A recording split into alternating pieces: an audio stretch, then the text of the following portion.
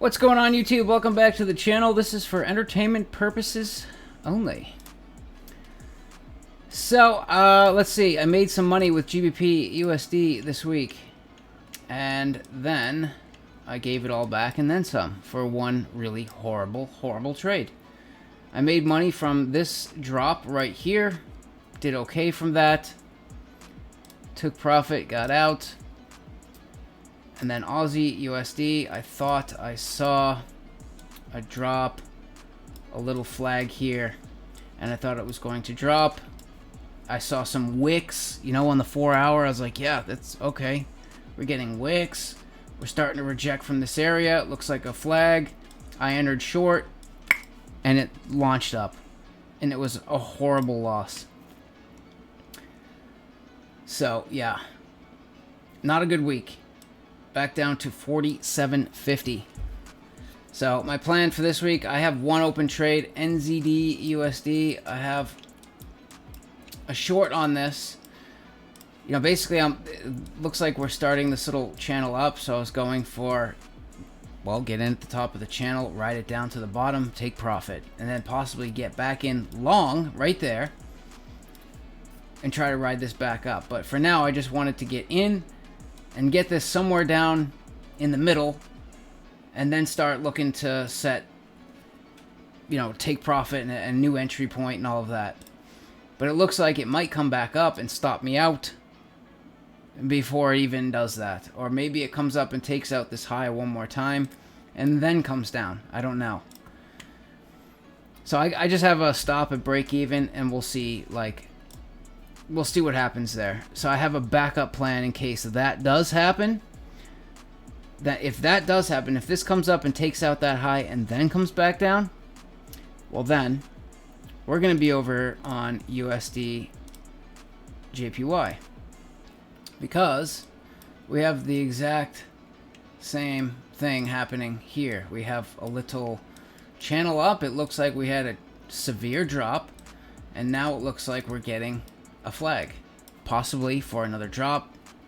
We don't know, but regardless, I still think this little channel up is going to continue. We have two touches on the bottom and one at the top, so I think we're going to at least get one more here. So if, you know, like I say, if it comes down and takes out the last low, look what's happening right here. If this thing comes back down, well, then I'm going to enter right here. Going to put my stop below this wick, and I'm going to look for this to come back up into here, and then take profit, possibly get in short. I don't know. I want to see what happens. There's a lot of red flag news this week for USD, so it should be an interesting week. And I don't know. I still think USD makes new highs before the end of this. I just do. Doesn't mean GBP USD will make new lows. I just think USD makes new highs before this is over. So GBP USD, interesting enough, looks like we could be starting to make a head and shoulders pattern on the weekly chart.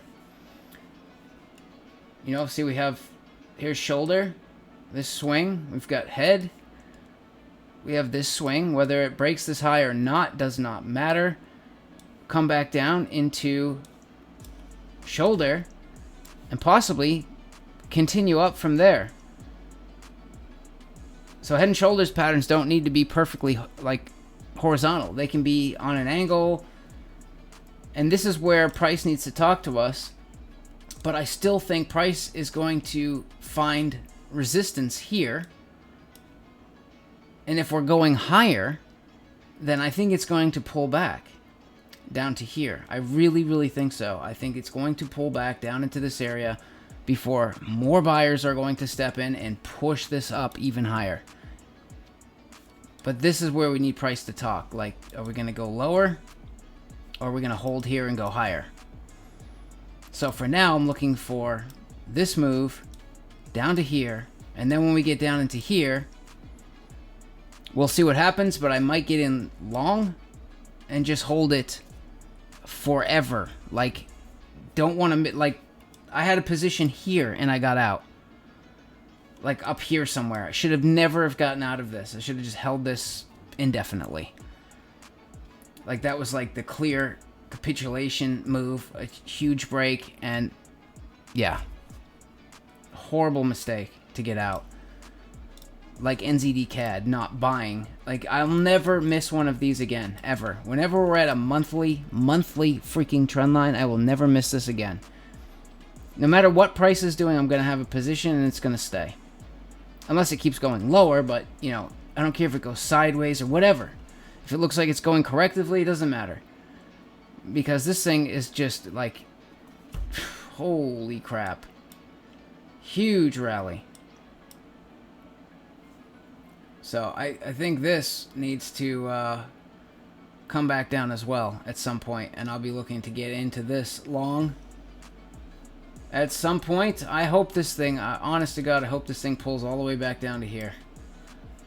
And this would be a nice shoulder, head, shoulder, higher. That'd be great. If we can get in somewhere down here, that would be nice. But again, we will have to wait for that. It's kind of too late for that now.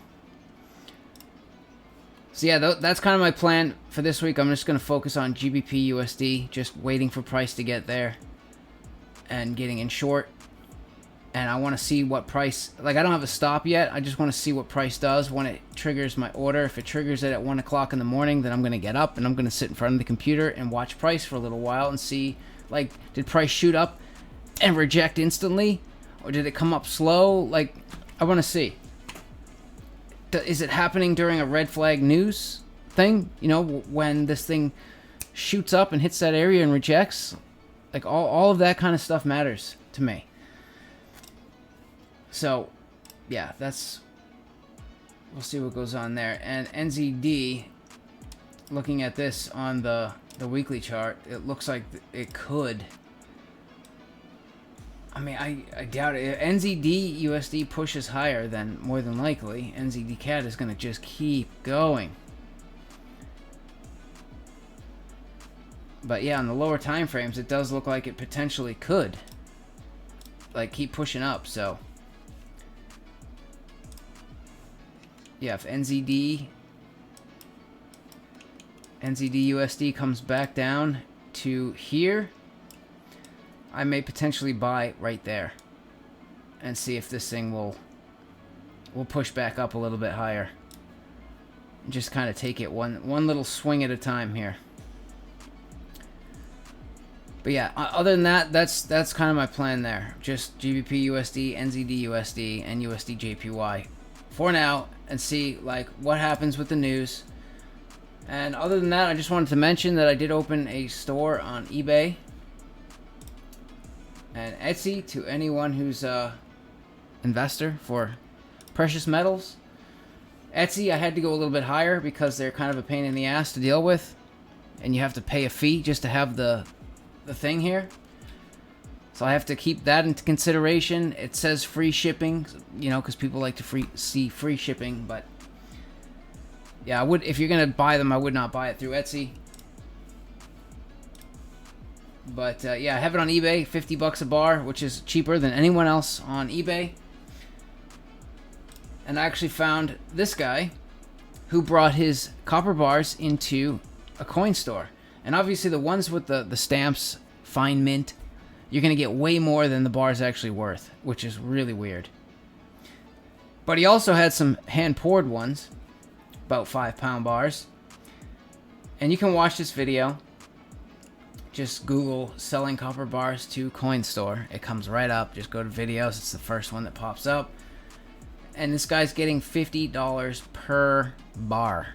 $50 per bar. And that's when copper was like a little over $4 a pound. And the coin store actually gave him higher than chart value. If you go to the scrapyard, they give you $1 less than chart value. So it's better to sell to investors or coin stores or something like that. But yeah, I figured I'll go the eBay and investor route first and see how that goes. But obviously, if somebody has cash and they live close to Boston and they can get to Boston, you know, I will sell them a lot less. A lot less. If you come with cash, Shit, I'll sell them for 30 bucks a piece. Or even less. It depends. It depends on how many. Or if you buy the whole lot, I'll sell them way cheaper. 1,800 bucks for the whole lot. Maybe 1,500, but that would be the lowest I would go if you bought the whole entire lot. Otherwise, I'm going to hold them for a long, long time. Because, yeah, they do buy them a little slightly higher because they're in that nice form factor. They're stackable, they're storable, and people will pay for copper. You know, it's not like you're gonna make money off of them. Well, you do make money because of, you know, inflation, and they do go up in value, but it's more of preserving your wealth. You know what I mean? If you just keep money in your checking account, well, they're slowly stealing your money from you, and you don't even know it because of inflation. But you put some money into like copper bars or something, gold, silver, any of that, then you're not losing money. You're preserving your wealth. That's the way I understand it anyway. But yeah, we will see. We'll see what happens this week. Hope everyone had a good Thanksgiving. And yeah, see you later.